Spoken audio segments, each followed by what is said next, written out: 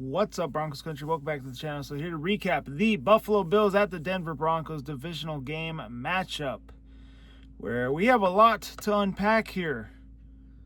And yes, pun very much intended. I'm going to try to make this mostly about the game, but we got to talk about the news that came up very shortly after the win, and that was Bo Nix suffering a broken bone in his foot, ending his 2025 season. Just a gut-wrenching, it was a gut punch to me. When I read that news, I thought Adam Schefter got hacked.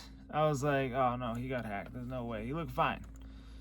But nope, apparently it was on the second to last play of the game, and it just sucks. Second to last play of the game.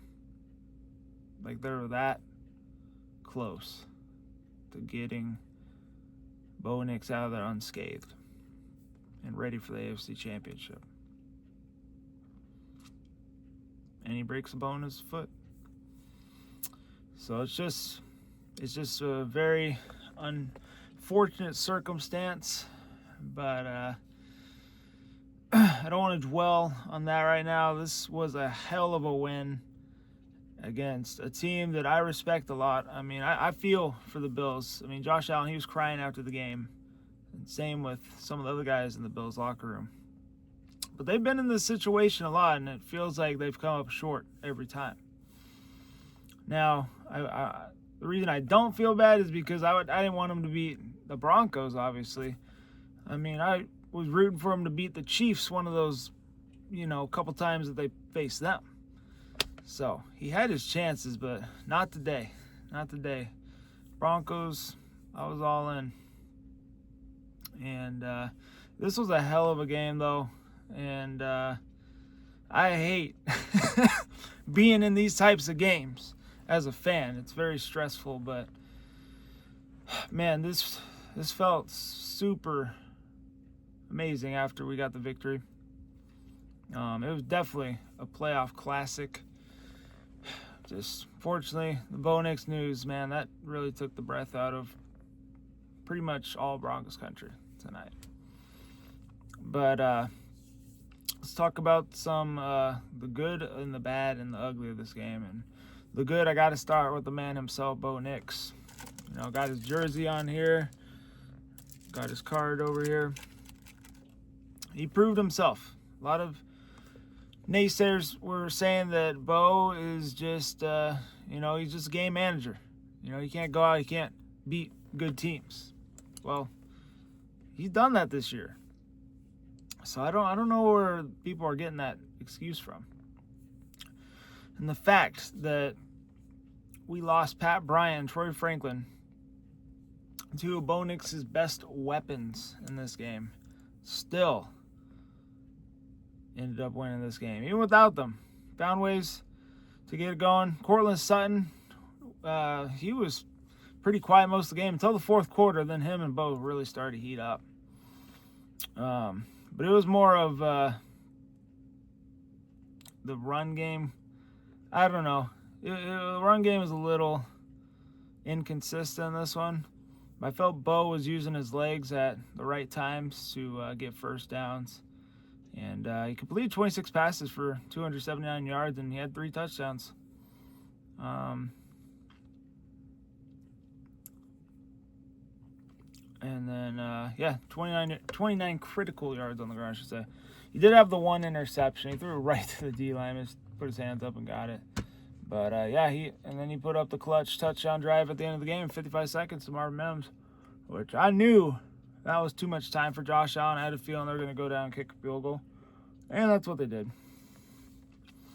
But, I mean, there was 2 moments in this game I felt like it could have got away from us. It was early in the game when the Bills had the ball. They were up 7-3. And we punched the ball from James Cook. And, that right there, that was a game-changing play right there. I felt the Bills could have went up 14-3 easily with how the game was kind of going there. It took a lot from the defense in this one to win this game. 5 turnovers. We needed every one of those turnovers. I mean, the Bills, I got to give them props. They came to play.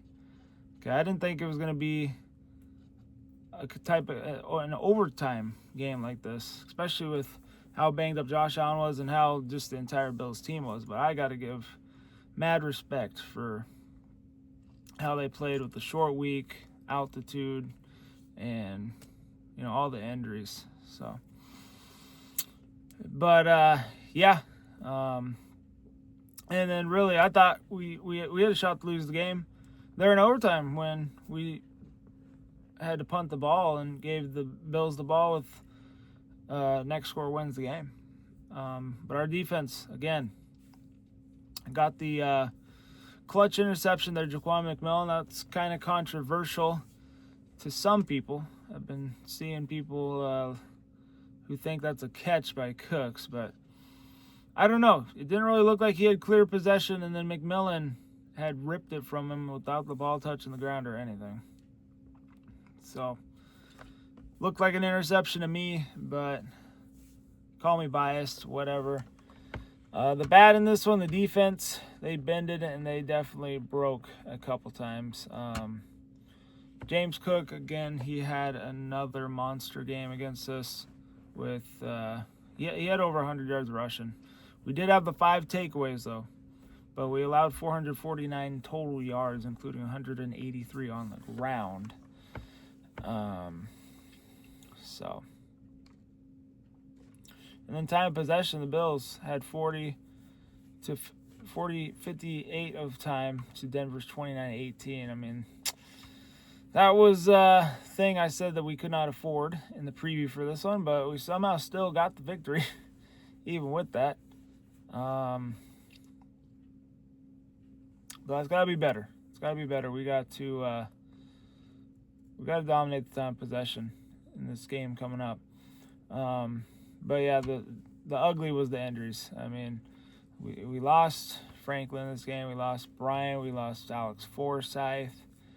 And then obviously losing Bo Nix. But the good thing, or the positive thing, that we made it to the AFC Championship is we could get J.K. Dobbins back, which would be a big boost for the offense, especially in the running game. Especially with the guy who hasn't played all year in Jarrett Stidham. So that could take some pressure off of him. But crazy thing is, Jarrett Stidham, he's going to be the first quarterback in NFL history to start in a conference championship game after not throwing a pass in the regular season. So that right there tells you that this it's not a common thing. We could also get some other guys back. I mean, I hope Bryant comes back. I hope Franklin comes back. And, hopefully our center comes back in Palchevsky. I can never say his name right.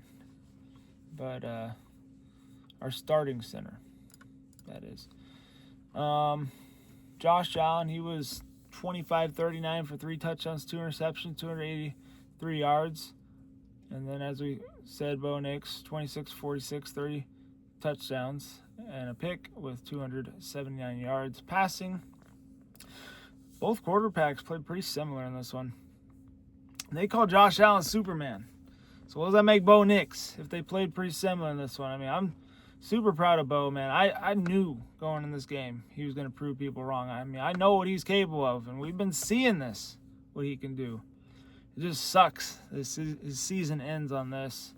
He had such a great season for us, man. I mean, leading us to a division title, the number 1 seed, to the AFC Championship game. He had almost 4,000 passing yards. He had I think 33 touchdown passes to 12 interceptions or something like that this year. I mean, he had an unbelievable year, man. I'm super proud of him. I'm proud he's my quarterback, and I hope that he heals up soon, man, because we're definitely going to miss him out there, and we're going to need him for this next season coming up. But he's a great leader. I know he's going to be on the sideline cheering this team on. Looking at some other stats here. James Cook, 24 carries, 117 yards. But yeah, the running game, we totally abandoned that. It's going to be huge if Dobbins playing this one because our leading rusher is Bo Nix on 12 carries, 29 yards. Receiving, Dalton Kincaid had 6 catches, a touchdown, and 83 yards. Marvin Mims, our leading receiver, very good game for him. 8 catches, a touchdown, 93 yards. Sacks, the Bills did not get a sack in this one. The Broncos, though, their leading sack getter in this one was Malcolm Roach with 1.5 sacks. Total yards, Bills had 449 to Denver's 349, so they had 100 total yards more than we did. But we won the turnover battle. They had 5, we only had 1, which was the Knicks interception. First downs, Bills 28, Denver 22. Penalties, 5 for 68 for Buffalo, which were the critical pass interference calls there at the end of the game to help win the game for the Broncos. And then 3 penalties for 20 yards for Denver, which is that's huge right there, because Denver was like the second most penalized team in the league during the season. To only have 3 in this game, that was big. Third downs, 10 for 15 for Buffalo, 8 for 16 for Denver. Both teams 1 for 1 on 4th down. Red zone, Bills were 3 for 5. The Broncos were 1 for 4. So it looks similar to the game against the Jaguars. They went 4 for 5 in the red zone. The Bills went 3 for 5 in the red zone. So it looks similar, but we still showed that we could win that type of game.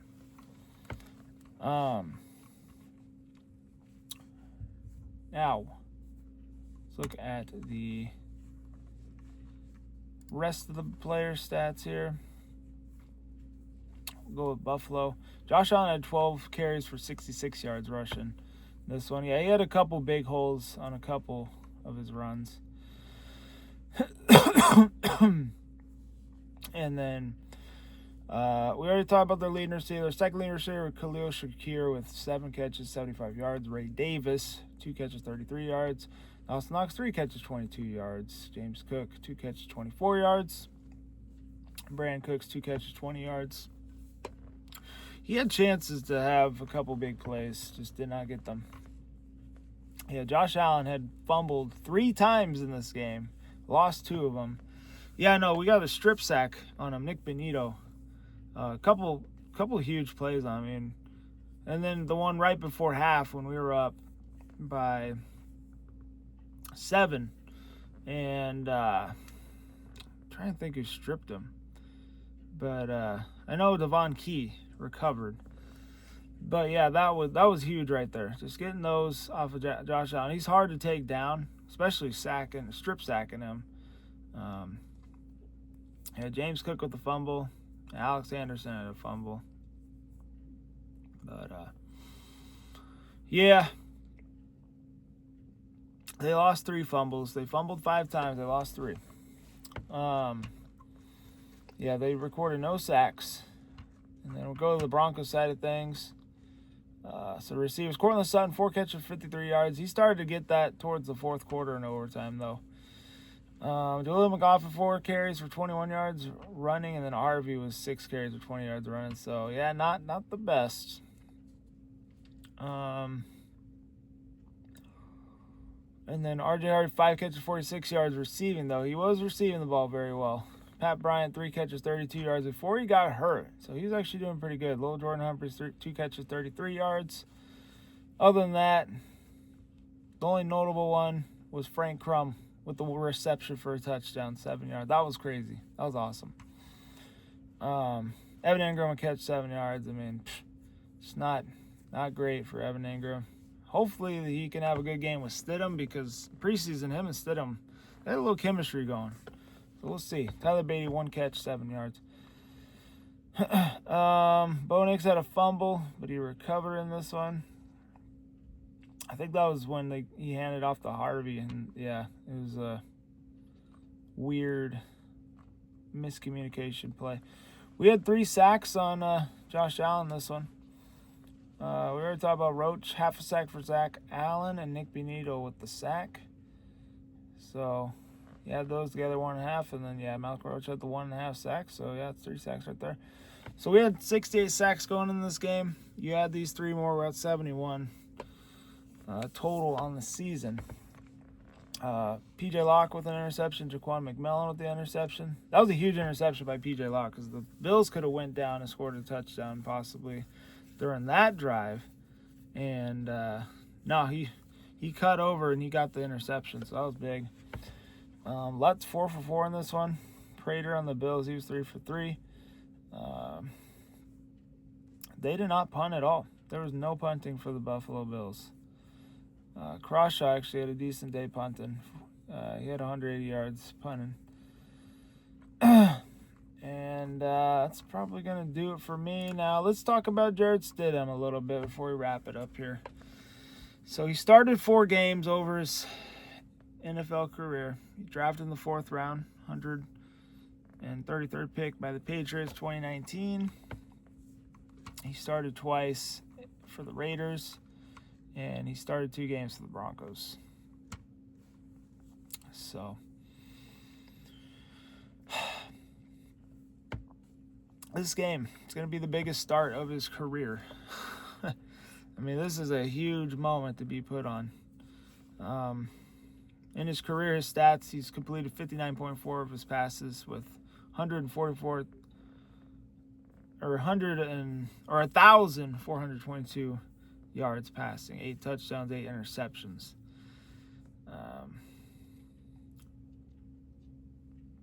But that was with the Patriots and the Raiders. The Broncos, he's thrown 496 yards, 2 touchdowns to an interception, completing 60.6% of his passes.